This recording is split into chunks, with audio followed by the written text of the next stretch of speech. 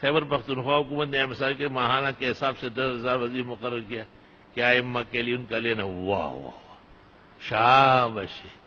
یعنی ائمہ عمر پر ذلت برداشت کرے. اگر عمران خان قرآن کا عظیم مفسر ایاک نعبد و ایاک نستعین والا اس کے لیے اتنا احسان کرے تو سمیع الحق اور انوار الحق کو دارالعلوم حقانیہ کے نام پر 30 کروڑ لینا جائز ہے، اور غریب مسکین امام مدرس مؤذن نے اگر 10,000 لیے تو وہ ناجائز ہو گئے.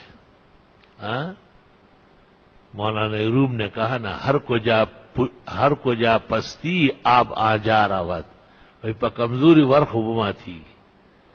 یہ بات اصل میں علماء کو کرنی تھی، لیکن افسوس کہ مجلس بدعمل نے اس قسم کا کوئی کارنامہ انجام نہیں دیا ہے. اس لیے موجودہ انتخاب میں ان کو اپنی سیاروئی نظر آ رہی ہے. اور عمران خان تو جیسے بھی ہے لیکن واقعی طالبان خان ہے. کسی نہ کسی طریقے سے وہ علماء اور دینی مدرسوں کا دفاع کرتا ہے. اس ایک عمل میں قابل تعریف ہے، اگرچہ مولانا تو اس کو برداشت نہیں کر رہا. مولانا نواز شریف کو برداشت کر رہا ہے جو جمعہ کا قاتل ہے اور شاعر اللہ کا بہت بڑا مجرم ہے جو در بدر خاک بر سر پھر رہا ہے.